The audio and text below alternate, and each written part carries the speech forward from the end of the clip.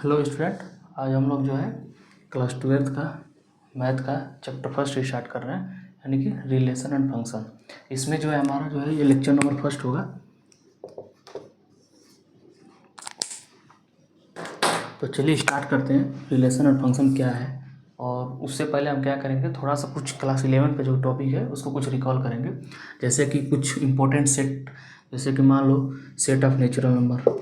तो set of natural number जो होते हैं, यानी कि आप देखे होंगे कि जो सेट ऑफ नेचुरल नंबर है उसको कैपिटल एन से डिनोट किया जाता है।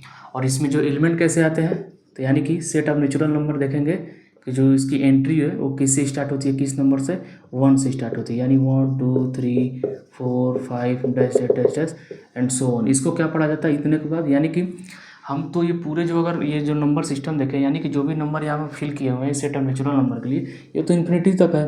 तो इसको तो इस पूरे बोर्ड पर फिल नहीं किया जा सकता, इसलिए हम इतना क्या किए, इसके लिए ये सिंबल का प्रयोग कर दिया। यानी कि इसको क्या पढ़ेंगे, ये सो ऑन पढ़ा जाएगा। अब देखो उसी प्रकार से हमारा सेट ऑफ होल नंबर है, तो सेट ऑफ होल नंबर के लिए क्या हो जाएगा, जैसे सेट ऑफ नेचुरल नंबर में आपने क्या देखा कि यहाँ की जो डिजिट्स हैं, यानी कि जो फर्स्ट एंट्री है कहाँ से स्टार्ट हो रही है, 1 से स्टार्ट हो रही है एंड सो ऑन, ऐसे ही मूव करती चली जा रही है, यानी अल्टरनेटिव होती चली है, एक के बाद एक, एक के बाद ऐसे ही सीक्वेंस फॉलो हो रही है। तो होल नंबर में क्या हो जाएगा, बस यहाँ क्या आ जाएगा, 0 आ जाएगा, फिर 1 2 3 4 5 एंड सो ऑन। इसमें भी तो होल नंबर में क्या डिफरेंस केवल है, तो आप देख सकते हैं यहाँ पे केवल 0 आ गया, यानी कि फर्स्ट जो एंट्री स्टार्ट होगी होल नंबर में कहाँ से होगी, 0 से ही स्टार्ट होगी। उसी प्रकार से set of natural number first entry क्या स्टार्ट हुई है, 1 से स्टार्ट हुई है। अब ये नेचुरल नंबर का हो गया, यानी कि नेचुरल नंबर का सेट हो गया। सेट को हम कैसे रिप्रेजेंट करते हैं, 2 ब्रैकेट के अंदर, 2 कर्ली ब्रैकेट के अंदर जो भी वैल्यू रखेंगे तो उसके अंदर क्या हो जाएगा, एक सेट रिप्रेजेंट करेगा। उसी प्रकार से ये भी क्या हो गया, 2 ब्रैकेट के अंदर मतलब हमने कुछ वैल्यू रखी है, उसको हमने क्या नाम दे दिया, होल नंबर का सेट दे दिया। अब मान लो हमारे पास इंटीजर है, तो इंटीजर को सिंपल हम लोग जेड से कह सकते हैं या आई से रिप्रेजेंट करते हैं या डिनोट करते हैं। तो अगर जेड और आई से इसको रिप्रेजेंट या डिनोट करेंगे तब हमें ये देखना रहेगा कि इसकी एंट्री कैसे आएगी। यानी कि अभी तक हमने ये देखा कि जो सेट ऑफ नेचुरल नंबर है और होल नंबर है, इसके लिए जो एंट्री है वो तो इस तरह स्टार्ट हो रही है। उसी प्रकार से इसके लिए भी तो कुछ एंट्री होगी जिसकी स्टार्ट होगी। इसके लिए ये रखा गया कि जो भी निगेटिव नंबर हो एंड 0 हो और जो भी पॉजिटिव नंबर हो वो क्या कहलाएंगे, सेट ऑफ इंटीजर कहलाएंगे। जैसे मान लो यहाँ पर हमने ये कर दिया, मान लो यहाँ पर -3 -2 -1 0 एंड +1 +2 +3 एंड सो ऑन। तो ये तो आपने देख लिया, ये क्या है, सेट ऑफ इंटीजर की जो है रिप्रेजेंट करने का एक तरीका है। उसी प्रकार से इसको एक और तरीके से रिप्रेजेंट किया जा सकता है। इसी को मान लो इतना ना लिखने के बाद 0 करो, फिर +-1 कर दो, +-2 +-3 dash dash dash dash and so on. ये हो गया। अब ये तो इंटीजर था, मान लो सेट ऑफ रेशनल नंबर भी तो आ सकता है। सेट ऑफ रेशनल नंबर कैसे डिनोट करते हैं, क्यू से डिनोट करते हैं। अब क्यू से डिनोट करेंगे तो यानी कि इसकी एंट्री कैसे आएगी, P/Q सच डेट, या क्यू क्या हो, नॉन जीरो होना चाहिए, यानी कि क्यू की वैल्यू 0 नहीं हो सकती। कोई भी सेट जो है अगर वो इस फॉर्म में है, यानी P/Q के फॉर्म में है, तो क्या कहला जाएगा, सेट ऑफ रेशनल नंबर का सेट कहलाएगा। अब उसी प्रकार से सेट ऑफ रियल नंबर कह सकते हैं, यानी कि सेट ऑफ रियल नंबर को कैपिटल आर से डिनोट कर दिया। और सेट ऑफ रियल नंबर को हम क्या करेंगे, इसको जो है जैसे ये तो मान लो सेट ऑफ रियल नंबर कर दिया, केवल सेट ऑफ रियल नंबर। और एक और चीज़ यहाँ से सेट ऑफ रियल नंबर को एक और तरीके से रिप्रेजेंट किया जा सकता है। इसको क्या करिएगा, जो सेट है यानी कि जो रेशनल नंबर का जो सेट है उसका और यूनियन कर दें ई रेशनल नंबर के सेट के साथ, तो क्या कहलाएगा, वो भी जो है सेट ऑफ रियल नंबर ही कहलाएगा।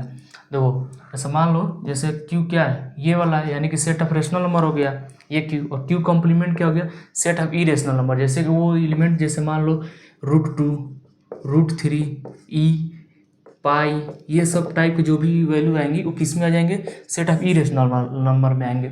तो जब set of E rational number में आएंगे तो यानी कि ये क्यू और ये क्यू कॉम्प्लीमेंट, इन दोनों का जब यूनियन लेंगे तो क्या हो जाएगा, आर बन जाएगा। आर मतलब कि सेट ऑफ रियल नंबर बन जाएगा। तो यानी कि आप यहाँ कह सकते हैं कि जो सेट ऑफ रियल नंबर है उसकी जो एंट्री आएगी वो रेशनल से भी आएगी और ई रेशनल से भी आएगी। अब मान लो एक और दूसरा सेट देखते हैं, जैसे कि हमारे पास दूसरा सेट है set of positive real number. जैसे मान लो सेकेंड जो सेट है set of positive real number, ये क्या लिखा है, इसका मतलब पॉजिटिव रियल नंबर है। तो पॉजिटिव रियल नंबर ये set of positive real number, ठीक। अब इसी को एक और तरीके से रिप्रेजेंट किया जा सकता है, जो set of positive real number है, सिंपल आर प्लस कर सकते हैं। आर प्लस है, या और मान लो सेटअप निगेटिव नंबर रहता तो उसको जो है आर निगेटिव कर देते, तो क्या हो जाता, सेटअप पॉजिटिव है, ये सेटअप निगेटिव हो जाता। तो ये थे कुछ इंपॉर्टेंट सेट जो हमने क्लास 11 में देखा था, जो कि केवल ये रिकॉल कराया गया है, क्योंकि इन्हीं के आधार पर जो कि हम इसका यूज होगा, क्योंकि इन्हीं सेट या यही सेट कर सकते हैं, या सिंपल जो है इन्हीं से जो भी सेट बनेंगे उन्हीं का जो है इसमें यूज होगा, इस चैप्टर में जो रिलेशन है, चाहे रिलेशन वाले टॉपिक में, फंक्शन वाले टॉपिक में, दोनों में से कहीं ना कहीं इनका जरूर यूज होगा, इसलिए इसको रिकॉल कराना जरूरी था। तो चलिए स्टार्ट करते हैं। सबसे पहले हम रिलेशन देखेंगे कि रिलेशन क्या होता है।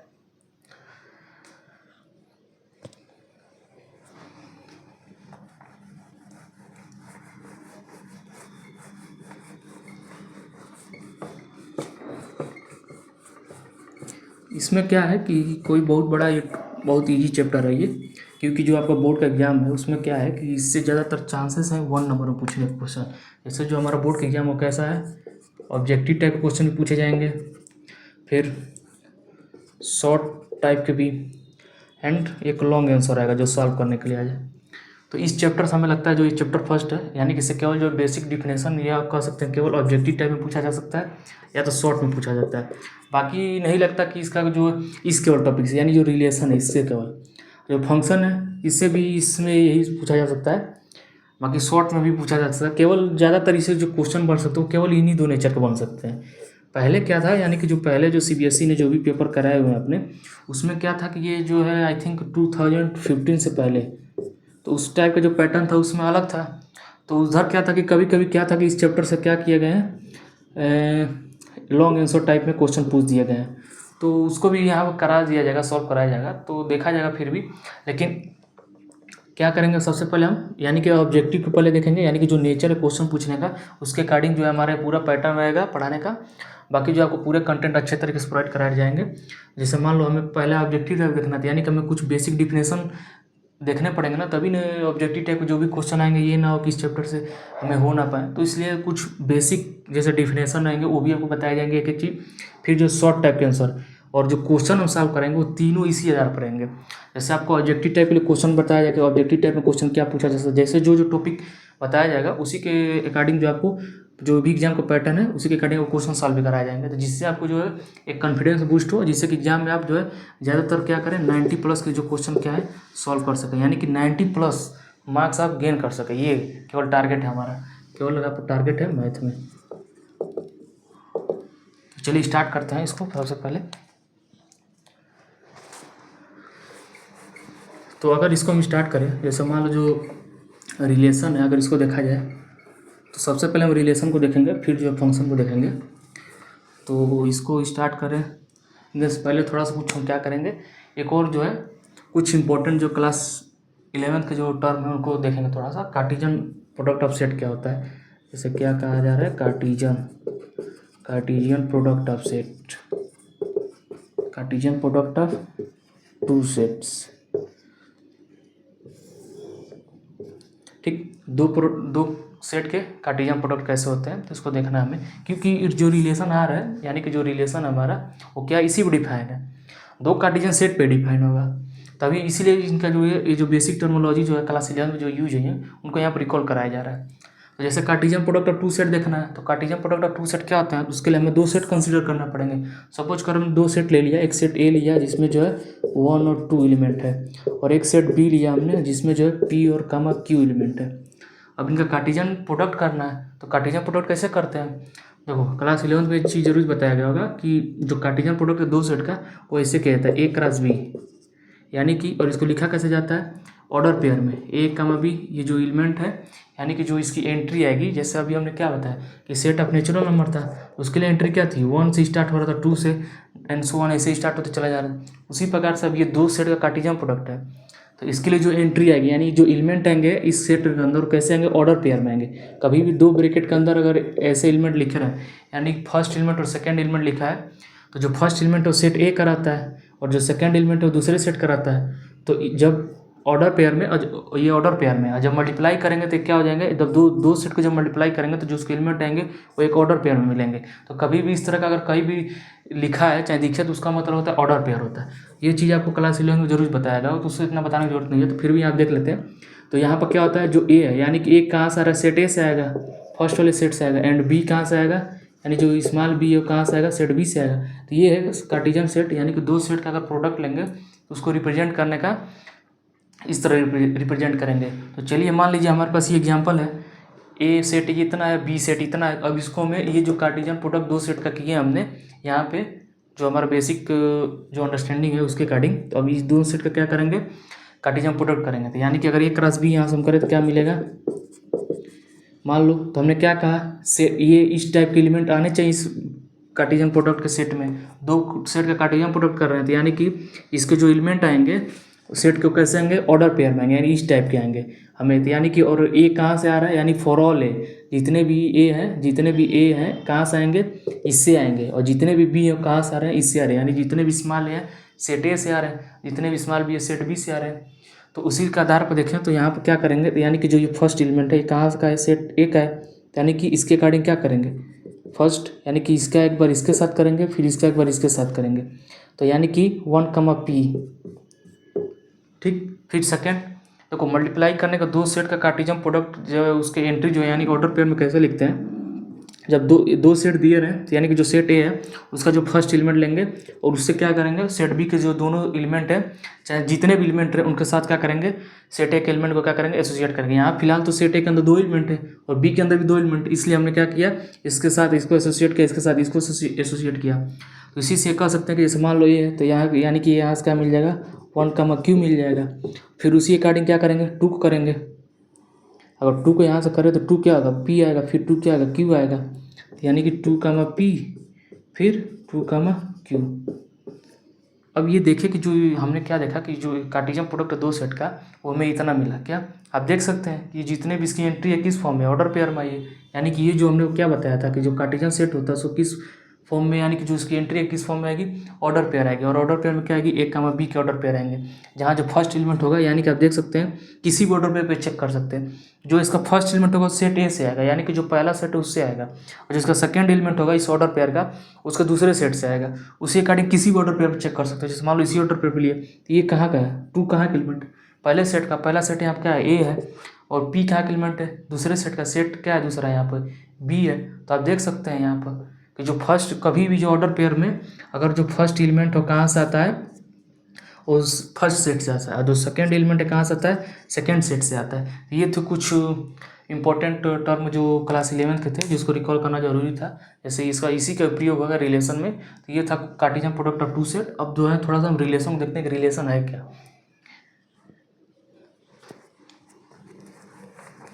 तो रिलेशन डिफाइन करने से पहले आप जनरल चीज़ों में भी ये समझ सकते हैं कि जैसे जो रिलेशन है एक स्टूडेंट और एक टीचर के बीच कैसा, जैसे रिलेशन का सिंपल मतलब क्या होता है, संबंधित होता है। तो उसी प्रकार से कह सकते हैं कि एक स्टूडेंट और एक टीचर के बीच में क्या संबंध है, तो उसी को रिलेशन कहते हैं। उसी प्रकार से जितने भी आपके फैमिली में जिस टाइप के रिलेशन है वो भी एक रिलेशन ही था। तो उसी का जो यूज क्या किया गया, मैथ में यूज किया गया है।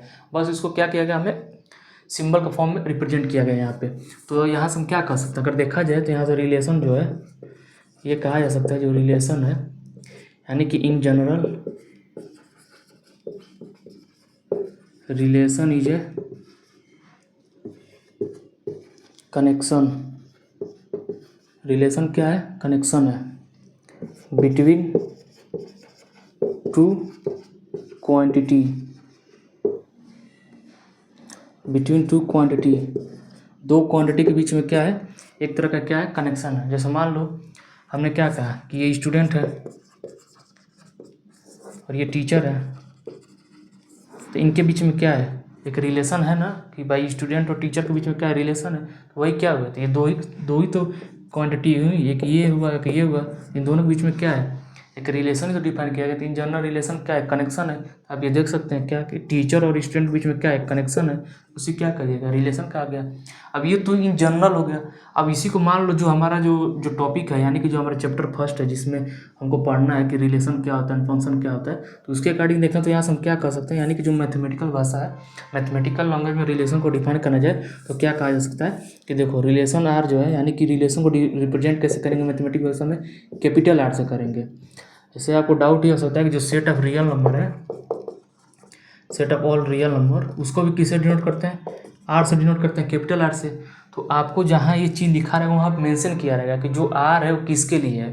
वो सेट ऑफ रियल नंबर के तो आप लिख करेगा सेट ऑफ रियल नंबर के लिए, और जब रिलेशन है तो आप लिख करेगा डिफाइन करेगा क्वेश्चन की रिलेशन है। तो उसी प्रकार से जो रिलेशन है, तो चलिए इसका डिफिनेशन देखते हैं क्या होता है। इसका अगर डिफिनेशन देखें हम, यानी कि मैथमेटिकल भाषा में ये कह सकते हैं कि अ रिलेशन आर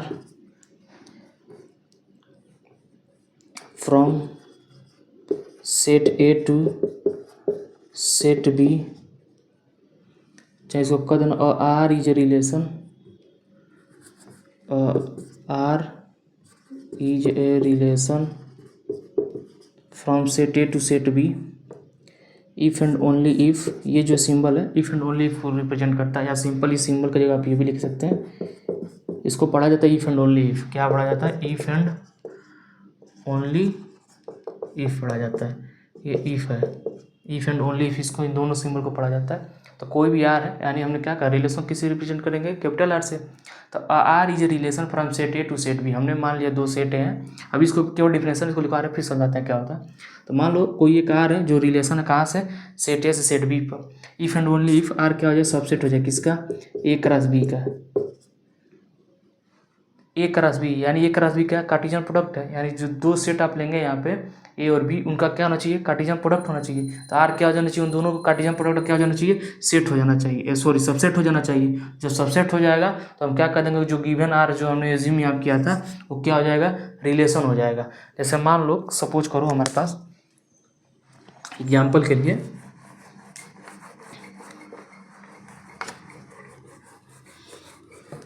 अगर एग्जाम्पल कंसीडर किया जाए इस पर, तो हम ये मान लेते हैं कि दो सेट हमने क्या एज्यूम किया है, यहाँ पर गिवन दिया है डिफिनेशन में, दो सेट दिया है। तो मान लेते हैं सेट ए हमारे पास क्या है, वही जो दो सेट कार्टेशियन प्रोडक्ट ए और बी के लिए अभी हमने सॉल्व किया था, उसी को एज्यूम कर लेते हैं यहाँ पर। यानी 1, 2 है, फिर सेट बी क्या है, P, Q है, ठीक। अब हमें बताना कि ये जो कैपिटल आर है क्या है, रिलेशन है फ्रॉम सेट टू बी। मान लो सपोज करो, इसको वेन डायग्राम समझना चाहें, सपोज करो ये सेट ए है और ये सेट बी है, ठीक। इसकी एंट्री क्या है, 1, 2 है, इसकी एंट्री क्या है, P, Q है। केवल समझने के लिए, ये ना कि समझ लेना कि वेन डायग्राम से कैसे रिप्रेजेंट करते, तो उसी को यहाँ पर हमने विजुलाइज कर दिया। अब देखो मान लो, तो हमने क्या कहा कि ये जब कोई रिलेशन जो है आर जो है क्या है, फ्रॉम सेट ए से क्या सेट बी पे क्या कहलाता है, रिलेशन कहलाता है। If R, if and only if R का जो सबसेट हो जाए किसका, ए क्रॉस बी का। यानी जो रिलेशन आ रही है जो हमने एज्यूम किया था क्या हो जाए, सबसेट हो जाए किसका, ए क्रॉस बी का। यानी कि जो कार्टेशियन प्रोडक्ट आप करें ए क्रॉस बी का, उसका क्या जाना चाहिए, ए आर का जो सबसेट हो जाना चाहिए। तो इस पर हमने क्या डिफाइन कर दिया, आर डिफाइन कर दिया ए आर का इन्हीं दोनों सेट पर, यानी कि इन दोनों सेट का क्या लिया गया, कार्टेशियन प्रोडक्ट लिया गया। आर क्या आ जाएगा, इन दोनों सेट का क्या हो जाएगा, कार्टेशियन प्रोडक्ट का, इन दोनों जो सेट यहाँ पे एज्यूम किया इन दोनों सेट का कार्टेशियन प्रोडक्ट लेंगे और आर क्या हो जाएगा, सबसेट हो जाएगा। तो यहाँ से अगर हम कार्टेशियन प्रोडक्ट ले एक क्रॉस बी करें तो क्या मिलेगा हमें, 1, P, फिर 1, Q, फिर 2, P, फिर 2, Q। ये था ए क्रॉस बी हमें मिल गया, यानी कि कार्टेशियन प्रोडक्ट और दो सेट हमें मिल गया। अब रिलेशन यानी कि जो आर है क्या होना चाहिए, सबसेट हो जाना चाहिए। तो सपोज करो कुछ रिलेशन हमने हमारे पास दिया हुआ है, सपोज करो R1 हमने नाम दिया, तो R1 नाम दिया जिसमें हमें 1, P है, फिर 2, Z है, फिर 3, P है, ऐसे ऐसे एलिमेंट दिए हुए हैं। फिर मान लो R2 हमारे पास है, तो R2 अगर कंसिडर करें तो हमारे पास क्या आ जाएगा, 1, Q और 2, P है। तो ये हमारे पास कुछ रिलेशन है और ये हमारे पास डिफिनेशन है। क्या कहा गया कि आर को, ये अगर कैपिटल आर को हम रिलेशन कहेंगे from set A to set B, दो सेट हैं उन पर, दो सेट हैं यानी सेट ए से सेट बी पर, तो हमने क्या एज्यूम किया, सेट ए थे दो और उन पर जो है आर क्या किया हमने डिफाइन कर दिया। यानी आर को हमने क्या किया, ये आर क्या कहलाएगा, रिलेशन कहलाएगा। यानी इन दोनों सेट के लिए जो आर क्या कहलाएगा, रिलेशन कहलाएगा। तब इफ़ एंड ओनली इफ़, यानी कि ये जो दोनों सेट हमने एज्यूम किए इनका जो कार्टेशियन प्रोडक्ट लें, यानी कि अगर इनका दोनों कार्टेशियन प्रोडक्ट लें तो ये जो आर है क्या हो जाना चाहिए, सबसेट हो जाना चाहिए। यानी कि जो इसके एलिमेंट हैं, यानी कि जो इसके एलिमेंट हैं वही एलिमेंट क्या हो जाए, इसके बने। सबसेट का मतलब क्या होता है, यानी कि जो इसके एलिमेंट वही एलिमेंट इसके भी होने चाहिए, या ये भी कह सकते हैं इफ़ एंड ओनली होते हैं, यानी कि जो इसके एलिमेंट वो इसके एलिमेंट भी होने चाहिए। तो सपोज करो यहाँ पर अगर देखा जाए तो ये R1 R2 दो हम लोग तो रिलेशन है, तो इसमें क्या है 1, P ऑर्डर पेयर है, तो इसमें कहीं मिल रहा है क्रॉस बी में, देखो यहाँ पर 1, P है तो यानी कि ये वाला ऑर्डर पेयर तो मिल गया। अब 2, Z कहीं मिल रहा है, नहीं मिल रहा है, तो हमने क्या कहा कि जो इसके एलिमेंट वो भी इसके एलिमेंट होना चाहिए, अब फिर जो इसके एलिमेंट वो भी इसके एलिमेंट होना चाहिए। यानी कि सबसेट का मतलब क्या होता है, यानी कि सपोज करो जो सबसेट का डिफिनेशन आपको बताया गया होगा क्लास 11th में, उसको रिकॉल कर रहे हैं। देखो सबसेट क्या होता है, जैसे सबसेट जो डिफाइन किया दो सेट पर, सपोज करो हमारे पास दो सेट है, मान लो set A and set B है। तो मान लो जितने भी एक्स बिलोंग, तो अगर एक्स ए में बिलोंग कर रहा है एंड देन इम्प्लाई करेगा कि एक्स जो है कहाँ बिलोंग कर जाए, बी में भी बिलोंग कर जाए, देयरफॉर ए क्या हो जाएगा, सबसेट हो जाएगा किसका, बी का। ये डिफिनेशन आपने पढ़ा होगा क्लास 11th में। अगर दो सेट हमने लिया ए और बी, और मान लेते हैं कि कोई एक एलिमेंट है एक्स अगर बिलोंग करता है सेट ए का, तो इम्प्लाई करेगा, ये सेट इम्प्लाई करेगा कि जो ये एलिमेंट हो कहाँ, बी भी सेट का होना चाहिए, तब हम कहेंगे कि ये क्या हो जाएगा, सबसेट हो जाएगा बी को। तो वही चीज़ है, केवल यहाँ पर जो बी की जगह हमने क्या आ गया, ए क्रॉस बी आ गया है, और ए की जगह क्या आ गया, आर आ गया है। तो आर क्या हो गया, यानी कि जो आर के एलिमेंट हो भी इसके भी एलिमेंट होना चाहिए, और जो इसके एलिमेंट हो इसके एलिमेंट होने चाहिए। तो यहाँ पर आप देख सकते हैं क्या जो 2, Z है इसमें कहीं ए क्रॉस बी में है, आप देखेंगे कहीं नहीं है। तो यानी कि ये जो R1 है क्या होगा, रिलेशन नहीं हुआ। R2 1, Q 2, P, यानी 1, Q 2, P, तो ये देख सकते हैं ये क्या हो गया, R2 क्या हो गया, रिलेशन हो गया। तो एक और एग्जांपल देखो, जैसे मान लो अगर नहीं समझ में आ रहा है तो ये देखो और देख सकते हैं एग्जांपल। जैसे मान लो हमारे पास, तो ये तो आपने देख लिया क्या कि जो रिलेशन है, यानी कि जो भी रिलेशन हम लेंगे, मैंने क्या कहा कि जो ये रिलेशन है क्या है, आर क्या हो जो सबसेट हो जाए ए क्रॉस बी का, तो क्या कहलाएगा, रिलेशन कहलाएगा। तो अब देखो मान लो हमारे पास R3 है, इसी दोनों सेट पे जो कार्टेशियन प्रोडक्ट है उन्हीं पर हम ये अदर डिफरेंट टाइप के रिलेशन डिफाइन कर रहे हैं। जैसे मान लो यहाँ पर अगर हमने कंसिडर कर लिया 2, P 2, Q, अब ये R4 है, तो यानी कि R4 में हमने एज्यूम कर ले रहे हैं 1, P है, और कल सपोज करो इतना ही है, एक ऑर्डर पेयर R4 में। अब हम ये बताना कि जो R3 और R4 है ये क्या रिलेशन है कि नहीं है। तो हमने क्या कहा कि जो आप इनको चेक करना है रिलेशन है कि नहीं, तो यानी कि ए क्रॉस बी में चेक करना है, और ए क्रॉस बी में यानी कि जो इसके एलिमेंट हो इसके भी एलिमेंट हो, और जो इसके एलिमेंट हो भी इसके एलिमेंट हो, ये भी हो सकता है ना। जैसे मान लो क्या कहा गया 1 में, देखो 1 में क्या कर, जो इसके एलिमेंट है वो भी इसके एलिमेंट होने चाहिए, और इसके भी जो एलिमेंट है वो भी इसके भी होने चाहिए। तो देखा जाता है कि जो ऑर्डर पेयर मान लो ए क्रॉस बी जाए, तो जो ऑर्डर पेयर में एलिमेंट है वो भी इसमें होने चाहिए, और जो इसके ऑर्डर पेयर में एलिमेंट वो भी इसके होने चाहिए। तो आप देख लो यहाँ आप देखेंगे कि जो ये 1, Q था वो इसका एलिमेंट है, बिल्कुल है। 2, P भी आप देख सकते हो, 2, P भी, यानी कि हम ये कह सकते हैं। अब ये आप सोच रहे हैं कि ये एलिमेंट और ये एलिमेंट तो छूट गया, तो हमने क्या कहा कि जो इसके एलिमेंट हो, यानी कि देखना ये चेक करना है कि क्या जो हम ये जो ऑर्डर पेयर दिया हुआ क्या इसमें ऑर्डर पेयर वो मिल रहा है कि नहीं मिल रहा है। यानी कि आप देख सकते हो 1, Q 2, P इसका एलिमेंट है, ए क्रॉस बी का एलिमेंट है, तो जाहिर सी बात है R2 का भी तो एलिमेंट है, यहाँ पे देख सकते हैं, यानी कि जो R2 क्या होगा, रिलेशन हो गया। उसी प्रकार से R3 देखो, R3 में 2, P है 2, Q है, 2, P है 2, Q है, तो R3 तो जो हमारे पास रिलेशन ये दिया हुआ है। और आप देख सकते हैं जो order pair A cross B का जो कार्टेशियन प्रोडक्ट है उसमें ये जो इस टाइप का ऑर्डर पेयर क्या कर रहे हैं, एग्जिस्ट कर रहे हैं। जब एग्जिस्ट कर रहे हैं यानी कि जो R3 क्या हो गया, ये भी एक रिलेशन हो गया। R4 इस टाइप ऑर्डर पेयर है, देखो बिल्कुल है, यहाँ फर्स्ट ये ऑर्डर पेयर है, यानी कि R4 भी क्या हो गया, एक रिलेशन हो गया। मान लो सपोज करो R5 हमारे पास है, तो R5 अगर बताना है तो मान लेते हैं कि 2, 3 फिर 1, P, ये मान लो, तो ये रिलेशन है कि नहीं है, नहीं है। क्यों नहीं है, देखो इस टाइप का कोई ऑर्डर पेयर है ए क्रॉस बी में नहीं है। अब लेकिन ये वाला तो ऑर्डर पेयर है, तो हमें एक ऐसा ऑर्डर पेयर तो मिल ही गया इस R5 में कि जो इसमें एग्जिस्ट ही नहीं कर रहा है। तो जाहिर सी बात है ये R5 क्या हो गया, रिलेशन ही नहीं है। तो रिलेशन होने के लिए क्या है कि यानी कि R क्या होना चाहिए, सबसेट हो जाना चाहिए किसका, ए क्रॉस बी का। अगर R जो है सबसेट हो जाता है ए क्रॉस बी का, यानी कि तभी रिलेशन कहलाएगा, अदरवाइज नहीं कहलाएगा। जैसे मान लो एक और एग्जाम्पल कंसिडर करते हैं, मान लो ये R6 है हमारे पास, तो R6 हम ले लेते हैं, मान लो एम्प्टी सेट 5 कर लेते हैं, और 1, P कर देते हैं, फिर 1, Q कर देते हैं, 2, P कर देते हैं, फिर 3, P कर देते हैं। अब बताओ ये कोई जो R6 लिए हुए हैं ये क्या रिलेशन को डिफाइन कर रहे हैं कि नहीं, बताओ ये क्या रिलेशन है कि नहीं। आप देख सकते हैं 5, तो क्या ये जो ए क्रॉस बी है इसके अंदर 5 एलिमेंट है, नहीं। लेकिन सबसेट क्या कहा जाए कि R जो है, देखो R सबसेट होना चाहिए ए क्रॉस बी का। अगर R a subset A cross B का, यानी कि जो इसके एलिमेंट है वो इसके एलिमेंट भी होने चाहिए, और जो इसके एलिमेंट हो उसके भी एलिमेंट है, यानी कि जो भी इसके एलिमेंट है जो भी मिल रहे हैं वो इसमें मिल जाना चाहिए, जो भी है देखो क्या इसमें मिल रहे कि नहीं मिल रहे।